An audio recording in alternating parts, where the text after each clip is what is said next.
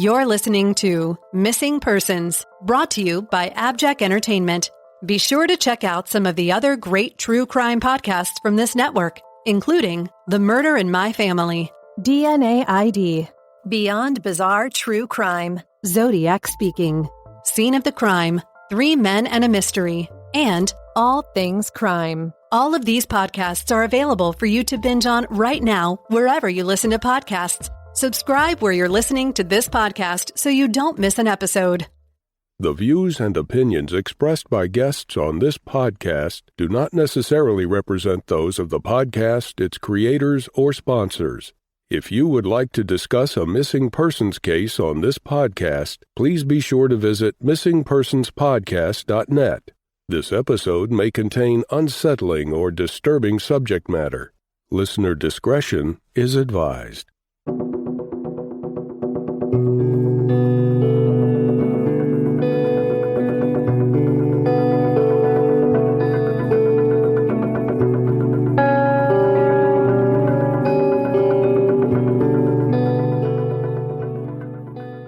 Welcome to Missing Persons, a podcast dedicated to spreading the word about people who have vanished under mysterious or unexplained circumstances, and the family members who are looking for answers. I'm Jess Betancourt.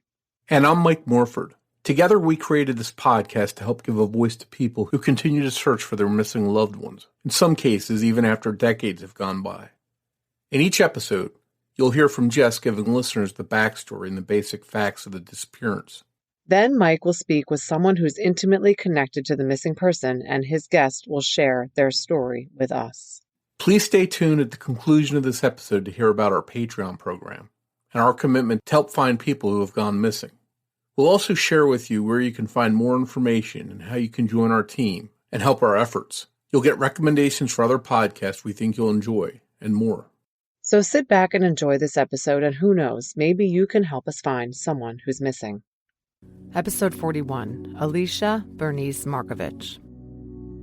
Alicia Bernice Markovich was born on February 20th, 1972. In 1987, she was 15 years old and living in Windber, Pennsylvania with her mother, Marcy. Marcy had given birth to Alicia very young, when she was still a young teen herself, so Alicia had been partially raised by her maternal grandparents. Marcy and Alicia's father, John, had split in 1980 after 9 years together, and John, a mine mechanic, moved to Blairsville. Alicia would spend time every other weekend at her father's home in Blairsville, according to the schedule worked out by her parents. She got along with her dad and was very close with her mom, who says Alicia loved spending time with her at their home. Alicia was a freshman at Windber Area High School at the time of her disappearance. She was an A-B student and a member of the school's track team. She had a big group of close girlfriends who she liked to hang out with, and a boyfriend. She was a normal teen, pretty, popular, liked music, and reading Agatha Christie books. On the morning of Sunday, April 26, 1987, Alicia was scheduled to spend the day with her father. Her parents had been disputing the child support payments that her father was required to make to her mother for her support. Alicia's mom, Marcy, told her that if he brought up the payments, Alicia was to tell her father to take it up with Marcy, not her. Alicia's father, John, picked her up at 9:45 a.m. and the two headed to his home in the 100 block of Dunn Avenue in Blairsville, Pennsylvania. It was about a 45-minute drive. As far as Marcy knew, things were normal. She tried calling Alicia during the day from her work at Best Form Foundations, but got no answer. John was supposed to drive Alicia back to her Windber home that evening, but did not. Marcy finally went to bed around 11. But then, at 1 a.m., her phone rang. It was John, and he told her that Alicia had left and not come back. He just said, "She's gone." John said that he and Alicia had had an argument. It was about her grades, her choice of friends, and the child support payments her mom had told her daughter not to discuss with her father. Then, John said, Alicia walked out of his residence abruptly and never looked back towards the house. This was between 4:30 and 5 p.m. He thought she was leaving to go to a friend's house at the trailer park he had formerly resided in, he said. But according to the Tribune Review, he also said she told him she was going downtown, quote. She left in a huff and I didn't press her about where she was going. I figured she was going to visit some girlfriends and tell them about what an expletive her old man was. I figured it would be good for her to let her blow off steam to get it out of her system. He acknowledged that she was angry with him. He called after her and told her to return home by 8 p.m., but she didn't. He said, quote, "When 8 o'clock came, I started to get worried. I started calling around to the people she knew, but no one had seen her." John drove to the nearby trailer park where he first lived after moving to Blairsville. There wasn't anyone there who didn't know Alicia, he said, but no one I talked to that day had seen her. He also checked several other locations, but found nothing, he said. John and Marcy waited until the next morning, hoping that Alicia had spent the night with a girlfriend.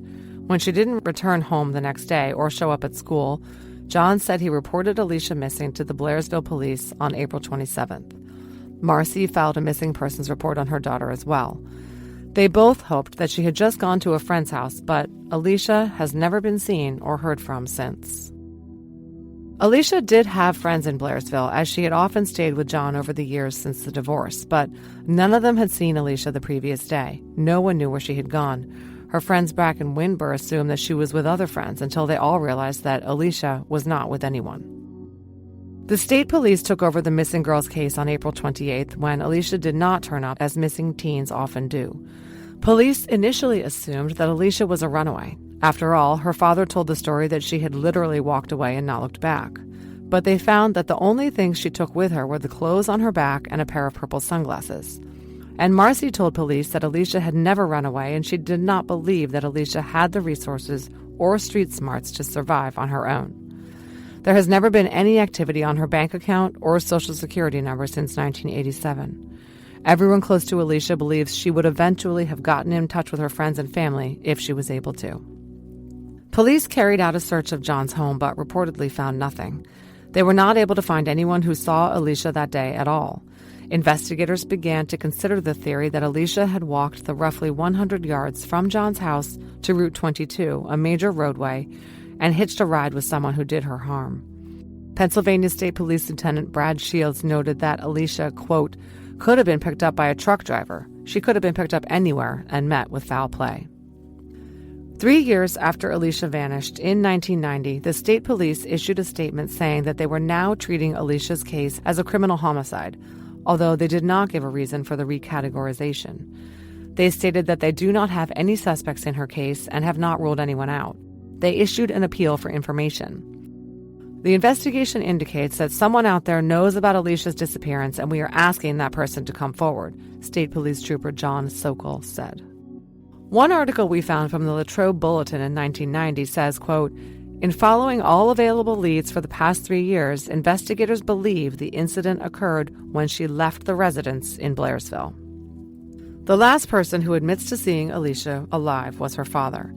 And an April 26, 1990 article in the Tribune Review says police investigating the case concluded there was no indication that Alicia intended to run away. The reporter spoke to John, Alicia's father. Quote, "Markovich openly states that state police in Indiana, who are treating the case as a homicide, consider him a suspect. I guess I don't blame them," he said. "Nobody knows that she got to my house that day. Nobody saw her at my house, and nobody saw her leave my house. I guess if I were the police, I'd think the same thing. But I never hurt my daughter."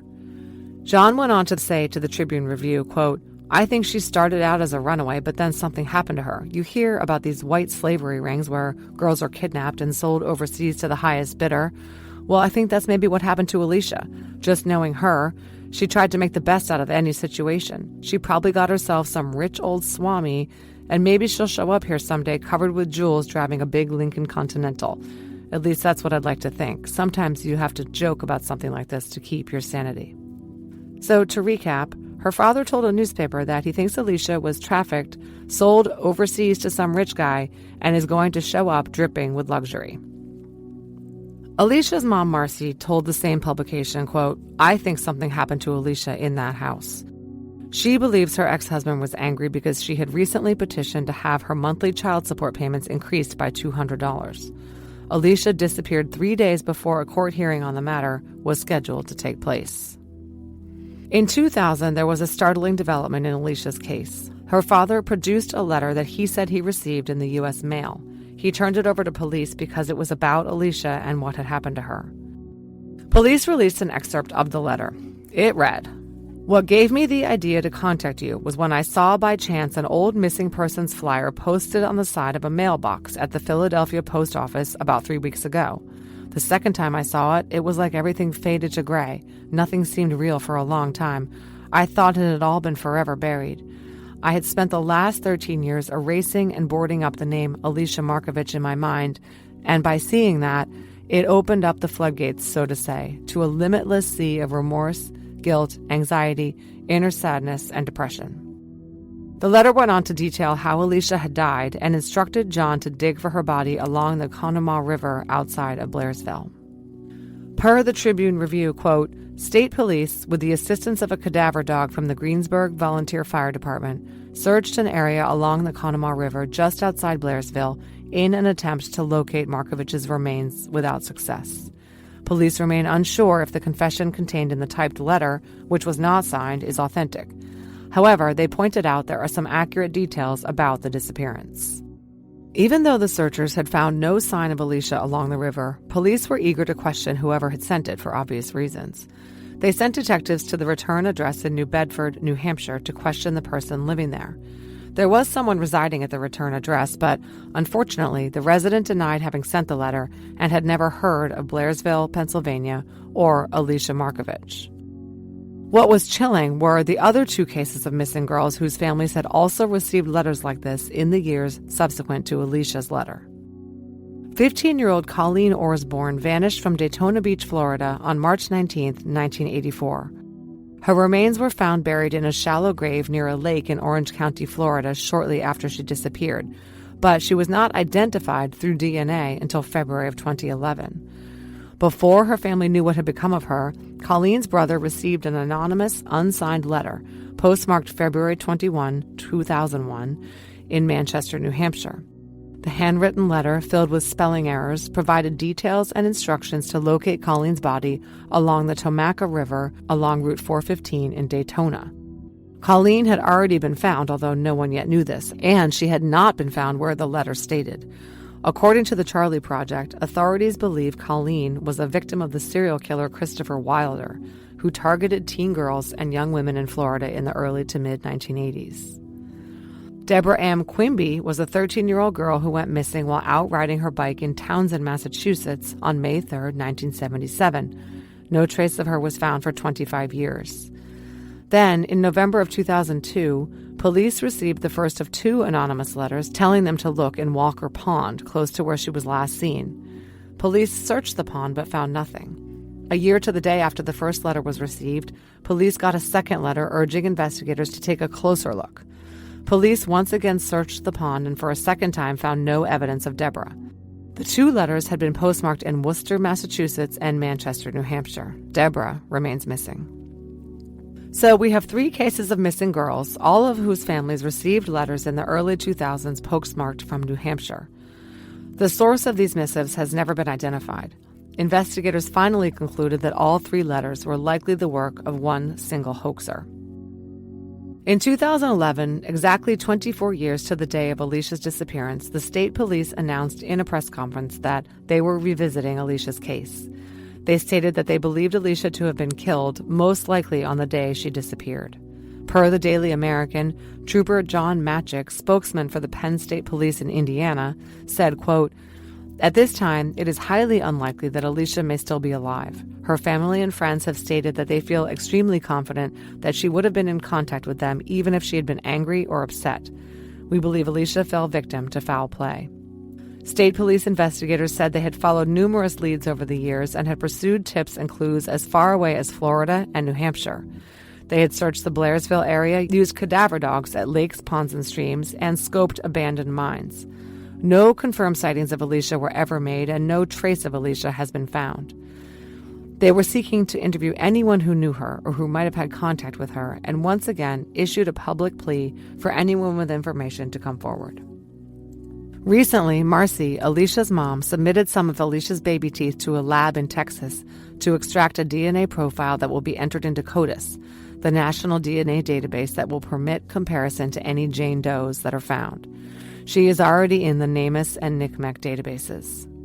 On October 4th, 2021, a billboard was placed along Route 22 in Blairsville with Alicia's picture and information. Banners are also being put up in her hometown of Windber in Somerset County with the hope of finding answers and peace. When Alicia was last seen, she was wearing a white crop top with 3 stripes in red, yellow, and blue, jeans, and white sneakers. Mike Morford sat down to chat with Lori Heiner, a friend of the Markovich family, for missing persons. That conversation is coming up after a word from our sponsors.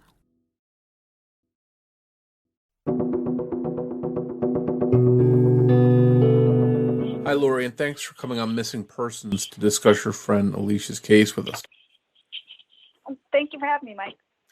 The first thing I wanted to find out about is your advocating for the case. Now, I just recently saw you on a lot of the social media, Twitter and stuff. It seems like you're becoming more involved in the search for Alicia. Have you always been looking for a part of the search, or is it recently that you became involved, and what drove you to start trying to get some progress in this case? Well, I've been doing it pretty much off and on for the past 10 years. When I started the Remembrance page on Facebook, there just wasn't really a whole lot that I knew that I can do in social media to get her awareness out there. And then Marcy, that's Alicia's mom's neighbor, Pat, she one day created the justice page for Alicia Markovich on Facebook, and she, with time constraints, she asked me and another friend to kind of take over for her, and that's kind of how we got to where we're at today with it. And it seems like there's definitely a little bit more attention on her case than there's been in quite a while, which is a good thing. Yes. And you mentioned a little bit about some of the people that have set up that page, Alicia's family. Are you in touch with them? Do you have any kind of relationship with them where you're sort of kept in touch with them as far as what's going on and you telling them whatever you find out? Yeah, it's more so through Facebook because I live in California now. I've been in California for over 30 years now. So Facebook has definitely helped us keep in contact more often. But yeah, I still talk to Alicia's mom every so often, and same with some of the girls that are involved with everything. We keep in contact still. And if you would, can you tell us a little bit about your friendship with Alicia? What kind of person she was? We went to school. We pretty much grew up together, and we've known each other pretty much since kindergarten. We became really good friends though as became teenagers. She was a really nice girl. She was somewhat popular, but we had a whole huge group of girls that hung out, and she was a spunky girl. She was a good person. She disappeared from Blairsville. Is that where you knew her from, or did she go? Is that where she went and disappeared from there? Her father lived in Blairsville. We grew up in Windber. Me and Alicia grew up in Windber, Pennsylvania. Her father lived in Blairsville, and that's where she disappeared from. And how far away is that? It's about a 45-minute drive. Okay. Yeah, and you mentioned that her father lived there, that her parents had divorced. And yeah. Did she go to live with him full time, or was she there visiting? No, she was just there for the day, just visiting. Her mom had pretty much full custody of her. Her dad had visitations on, I think it was every other weekend, I believe. Do you know if she had been going there every, once a week or whatever it was a steady thing, or was this a one-time thing that she went to? That Sunday was just a one-time thing. Usually she would go for the whole weekend, not just for the day. And so this day, it just so happened she went there and then got into an argument with her father and stormed out, apparently, and then was last witnessed by someone, I guess, walking down the street in a certain area? No, she was never witnessed walking away from anywhere. So her father reported that she went out after having an argument. Is that correct? Yeah. Okay. Yeah, he said that she went to downtown Blairsville, or she was going to Nodge Trailer Park to visit friends that lived there. Okay, but no one reported seeing her. No one has reported seeing her in 34 years. Okay, and do you know if the police questioned or talked to any of her friends that she did know there to see if they did hear from her? From what I understand, they talked to some of the adults, but none of us kids were really ever talked to. And they came into our school in Windber, Pennsylvania, and talked to a few girls, but at that point they were just treating her as a runaway.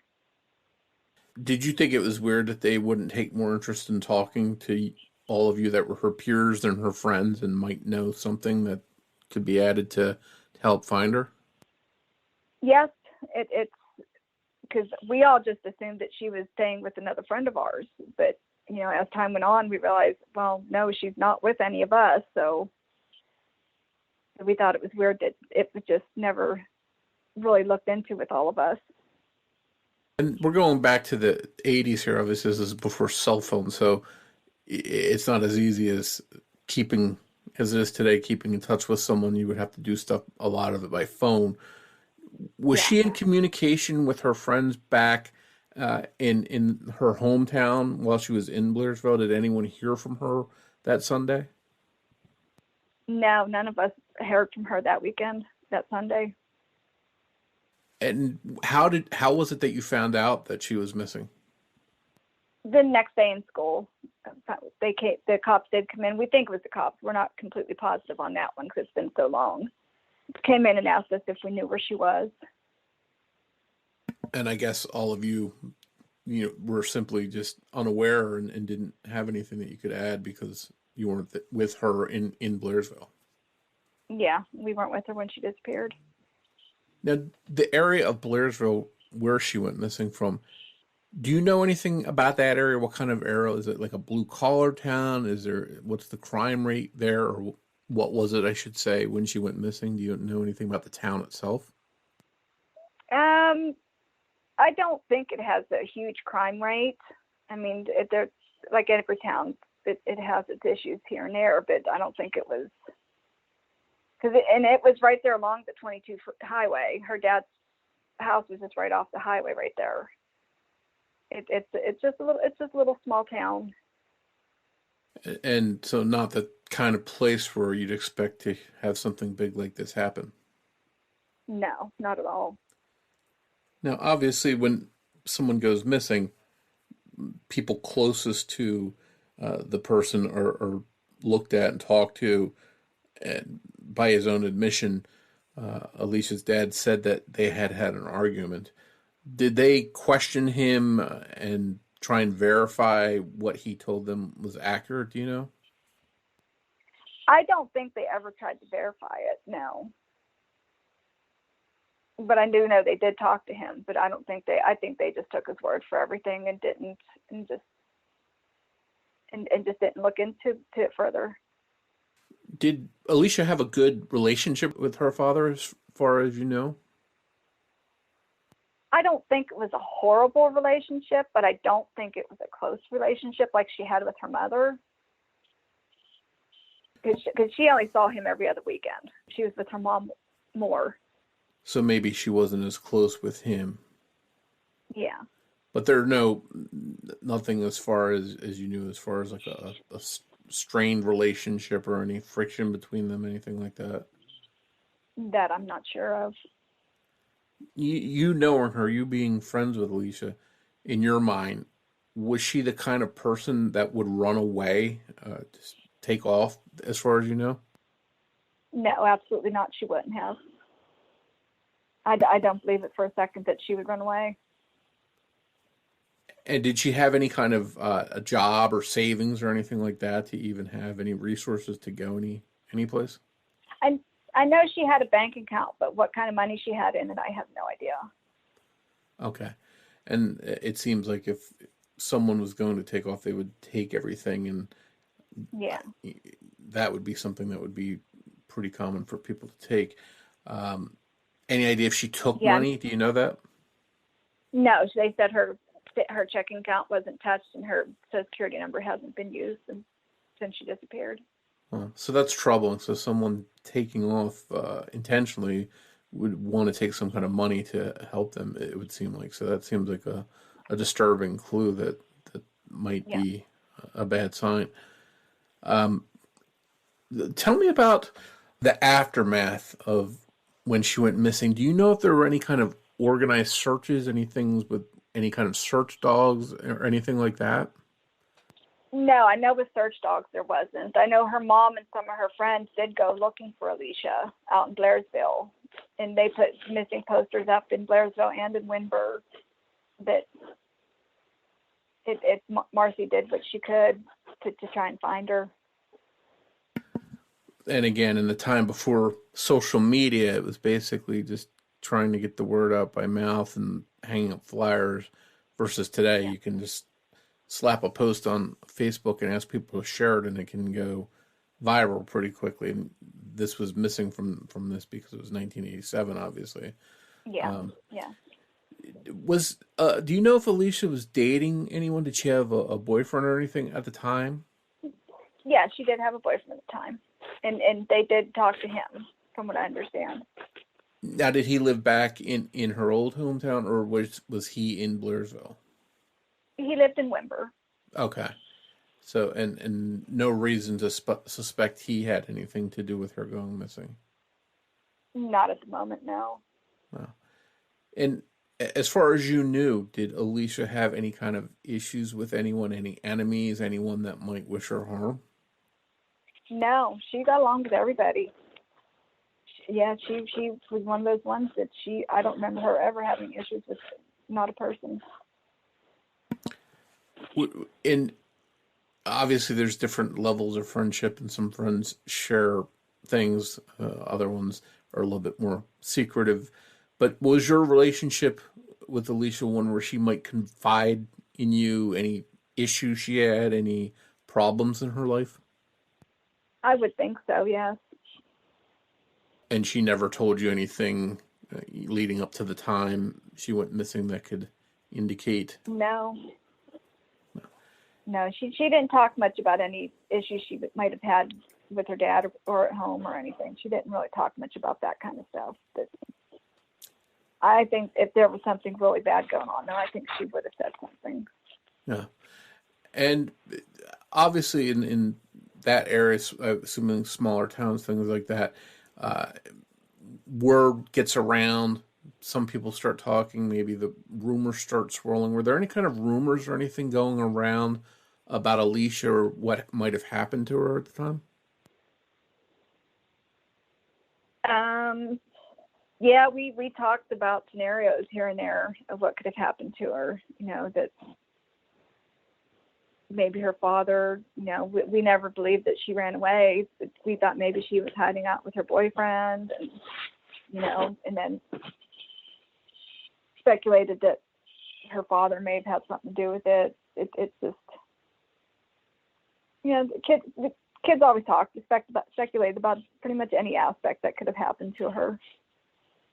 For what it's worth, now obviously we don't have anyone from Alicia's family on, but what is the response as far as Alicia's mom and dad? What are their opinions on the case as far as you know, and what happened to Alicia? Well, her dad, he thinks that she may have went off with a trucker, or she got kidnapped into trafficking. That's where his speculations and stuff went to. And with her mom's adamant that her dad had something to do with it.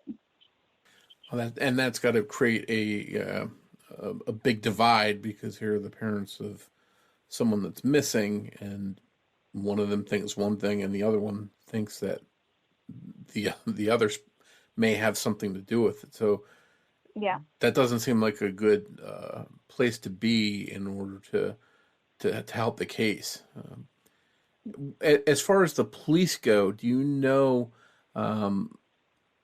what they were looking at early on, what they might be looking at today? Back then, I know they just went with the runaway scenario. They just went with what since she was last seen with her father, they just went with what he had to say, that she just ran away. But today, it's been 34 years now, so I think we all believe that if she did run away, which none of us think she did, she'd be back by now. She would have shown up. Yeah, or let someone know that she was okay and chose to leave for whatever reason. She was very close to her grandmother, on her mom's mom, and we believe that she would never left.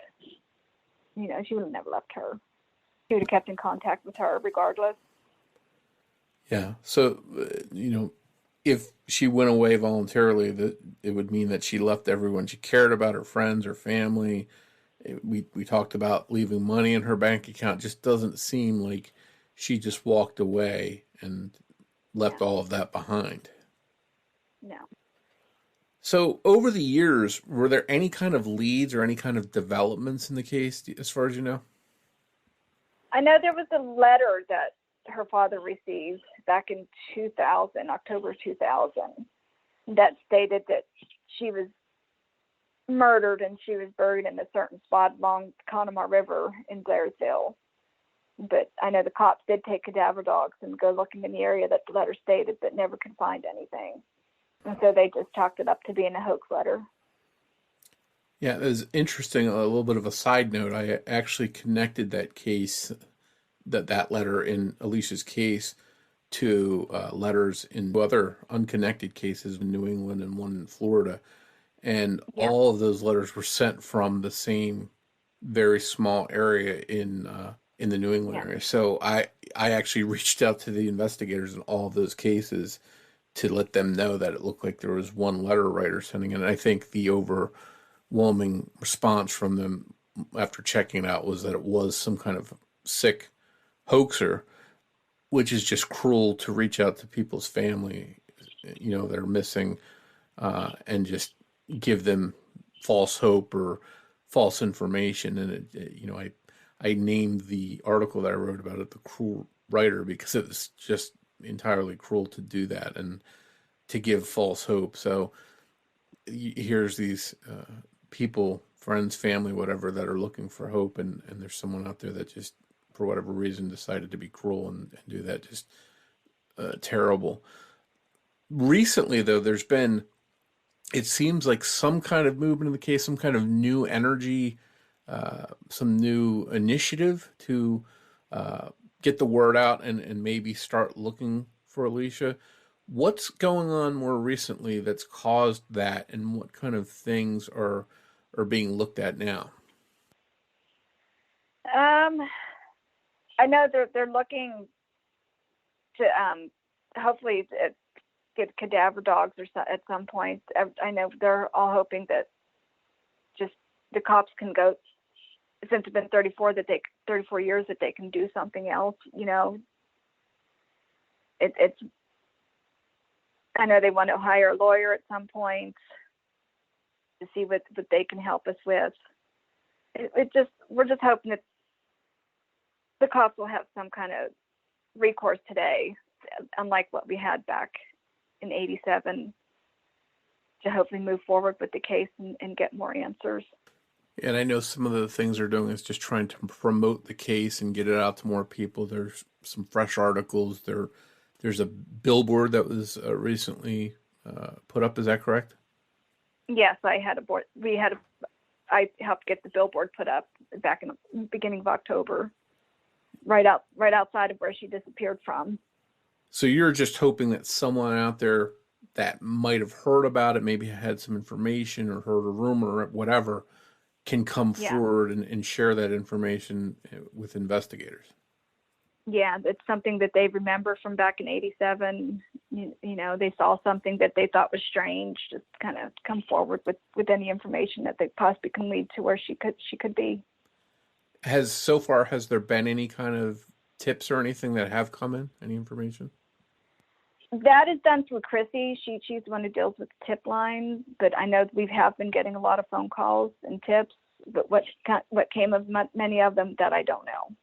Well, yeah, it's always good to keep these cases out there in the public eye, even if it's so long, 30 plus years after the fact, just because people's allegiances change. Someone that might not have talked for one reason or another back in 1987, now all of a sudden might be willing to talk now. Or Yeah. you get someone that maybe heard something and thought the case was solved, and now they'll see this and realize, hey, this isn't solved. Let me come forward with what I know or what I heard. So it's worth putting the effort into try and get her case out there and Absolutely. get attention for it. A lot of folks that I've talked to in the Blairsville area, they've actually never heard of Alicia's disappearance. And you picture, again, I don't know what the population is offhand there, or what it was back then, but it seems like something like that would make for big news in that town, at least back then at that time, and that more people would be aware of it. Yeah, and most of the people that I talk to, they have never heard of it. Yeah, it's just a question of getting people to come forward, and hopefully they do the right thing and share information if they have it. Let me ask you this. Are there things that the police want, or that you all are looking for, that people can come forward with and share if they have, or anything you need to help with your efforts? Yeah, just anything anybody can come up with. I mean, I know a lot of what I've been told is we need more concrete evidence. You know, the hearsay evidence just doesn't cut it, that they're telling us. They need something more concrete in order to even go forward with anything. So you really need to get people in touch, people that are willing to talk, to come forward and hopefully lead investigators to the right evidence. Yeah. Once again, can you say what your page is, so people that are interested can go there and learn more about the case and maybe contact you if they have information? Mine is the Alicia Markovich Remembrance page on Facebook, and that one is a public page. Anybody can go to that one and see updates. And then we have the public one, which is Justice, or the private one, that's Justice for Alicia Markovich, and that one's public, so you have to be screened in order to go into that one. Does any of that involve crowdsourcing information or crowdsourcing ideas? Do you do any of that? The Remembrance page, that one, it's the crowdsourcing is on that one. Okay, and it's been a little while since I looked on there, but I believe there was a pretty good thread about the case on websleuth.com too, if I'm not mistaken. Yeah. Okay. And as always, I think Charlie Project has a page on Alicia's case. There's flyers out there people can find and share. And hopefully they hear this podcast. They'll, especially if they're in that area, they'll share this on social media, so people maybe from back then that do remember the case or know something will hear this and come forward. Yes, they can contact us on either of the messengers for those pages. I mean, and there's a tip line. The numbers are all there to get a hold of. And hopefully they'll do the right thing and reach out to you or the police. And that way, you never know. There's cases getting solved all the time that are decades old. So it only takes the right person. Yes, there is. Yep. Yes, there's been a lot of them lately that's 40 years old that have been getting solved. Yeah, so hopefully this is an opportunity here in this case to have the same kind of result. Yes, that's what we're hoping for. Well, Lori, I want to thank you for coming on to discuss Alicia's case and to provide us with the information and a little bit of insight into the case. And, I hope that your work pays off and that her family will get some answers. Yes, that would be great. Thank you so much for talking with me. We hope you enjoyed this episode of Missing Persons. If you can provide any information to help solve the case we discussed in this episode, please contact the appropriate authorities. If you enjoy this podcast, please take a moment to tell your friends about Missing Persons and invite them to listen to the show. Word of mouth will help us grow and bring these cases to a larger audience. You can also help us by taking a moment to rate and review Missing Persons on the platform you're listening to us now on. We'd like to tell you a little bit about our Patreon program. If you visit patreon.com/missingpodcast, you can sign up to help this podcast through ongoing monthly support. As a thank you, we'll give you an on-air shout-out, a thank you card and sticker, plus you'll get early access to ad-free episodes of the show and any bonus content.